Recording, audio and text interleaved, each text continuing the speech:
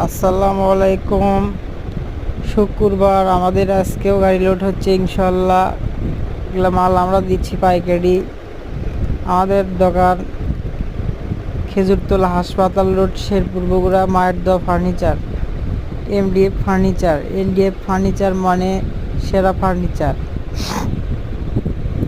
আজ ইনশাল্লাহ এগুলো ড্রেসিং, পাতা, আলমারি, ড্রেসিং, লামাইন বোর্ডের এক গাড়ি ড্রেসিং লোড হচ্ছে, আর এক গাড়ি লোড হচ্ছে আমাদের এখান থেকেই। এগুলো যাবে ইনশাল্লাহ শহরের দিকে।